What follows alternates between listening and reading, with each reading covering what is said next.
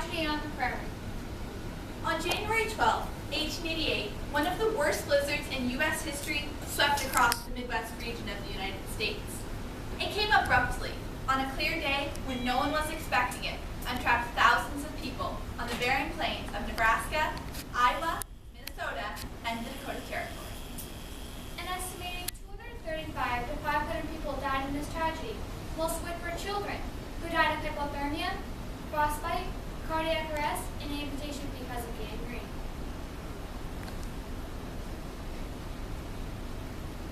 On May 20th, 1862, Abraham Lincoln passed a law called the Homestead Act. This act stated that a person could declare 160 acres of land in the Midwest region of the United States. The only things that are needed in this exchange are an $18 filing fee and an agreement to farm and take care of the land. It brought over 1.6 million people to place the claim on American land. Without the Homestead Act, immigration to the Midwest would have been minimal, therefore causing the number of people living in the blizzard area to be smaller. With the number smaller, the children's blizzard of 1888 would have had much less of an impact on the growing United States. In the 1800s, the weather system in the United States was not advanced. They made mistakes frequently and were sometimes overconfident in their abilities. In 1888, a new weather forecaster was put on the job. His name was Thomas Woodruff. Woodruff worked at the St. Paul weather station in Minnesota. Here, Woodruff makes a fatal mistake. It's final. I will not release a cold wave. The exact meaning of the word cold wave implies that the temperature will fall below 45 degrees and then in 24 hours an abnormal fall at 15 or more degrees will occur. Rather, I'll send the forecast straight off by telegraph. The effect of this tragic mistake made by Woodruff was that no cold wave warning was sent out until it was too late. Most of the citizens of the Midwest never got to see the cold wave flag, a flag used for warning homesteaders of bad weather. Therefore, they were never warned of the upcoming tragedy. This next act is about two girls, sisters, Ada and Matilda Westphalen. They lived in Scribner, Nebraska when the blizzard befell America. My oh my, it's a wonderful day. Finally, a break from this dreadful winter. Hurry, Matilda, we must be getting to school. Come in. I hope that Mother can catch up on the extra work that's been piling up these winter days. Yes, and maybe teacher will let out school early. We can help her. Yes. Why, Matilda, you don't have your jacket. Oh, Ida, why would I need a jacket on a day like today? Yeah, I suppose so. At school, Ada and Matilda's teacher dismissed the students in hopes they would be able to find their way home. Ada and Matilda started walking, but ended up trudging in circles because of the wind and the driving snow.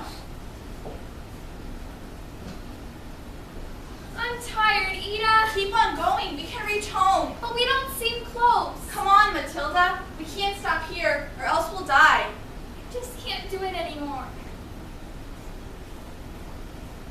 Ada and Matilda both died and were found lying face first in the ground. This next act is about a woman named Etta Shattuck, who, on the day of the blizzard, left her boarding house and teaching position in Holt County, Nebraska, to be near her parents. The storm rose up not long after Etta had left the house. Oh my goodness, what must I do? Yes, the fence. I must find the fence. Then it will lead me back to the house. I must not get caught in this. Oh, here we are. No, this is not helping. This is only trapping me. Now I'm lost in a world unknown. Dear Lord, save me from this terrible storm. Give me thy shelter. Shelter! A haystack! Thank you! Etta was found 3 days later after much searching. When she was found, she was alive, although severely frostbitten and had mice eating at her. She survived the first effects of the blizzard, but after an amputation to both of her legs, she died on February 6, 1888. The following act is about a young girl named Addie Nero. On the day of the blizzard, she wore her dainty shoes to school. This seemingly insignificant act nearly proved fatal. My, a storm sure is brewing outside. I must get all of you children home before it gets any worse. Addie, those shoes.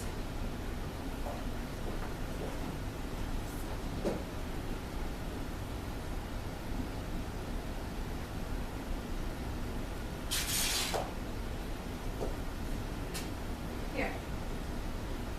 I must tie these around your feet. You can't have them getting frostbitten while we walk home.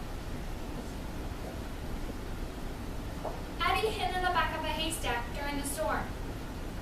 When she was found, her feet were severely frostbitten. Some people think that tying the cloth around Addie's feet made the frostbite worse.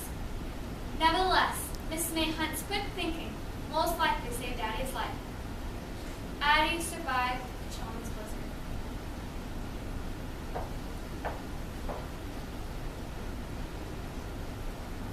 This tragedy has devastated the Midwest.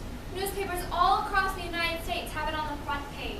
The dire storm and its frightful record, unprecedented loss of life. Many little children perished while on the way home from school. Many of these newspapers have started to make heroines. The Omaha Bee was the first newspaper to proclaim one of these heroines, Minnie Freeman, who led her 14 students to safety when the roof of her one-room schoolhouse blew off. The Bee explained that Minnie Freeman should be given a medal, as well as money. The Bee continued to name other heroines, Miss Lois, Addie Needham, and Etta Shattuck. The Heroine Fund and the Roll of Honor were created to recognize such individuals. Look, Other newspapers also reported on the tragedy. look! In the Dakota Territory, the day the United States degraded the blizzard with the spirit of rejoicing. Deep snow means good harvest for Dakota. Good way to use creativity, but perhaps a poor example of honest reporting. Weather disasters such as the Chelmsford blizzard have shaped the United States weather system to the way it is today. By mistakes, weathermen recognize what they did wrong and therefore learn not to make a mistake again. Daunted by the terrors of the tragedy, many families moved from their homes in the plains towards the east. In remembrance of the tragedy of the children who died in the blizzard, as it is put on the headstone of Ada Matilda Westfallen, How soon, alas, our brightest prospects fail.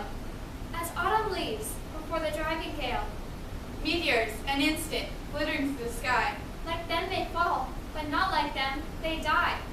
In cloudless glory, they shall ever bloom. New life, inhale, immortal.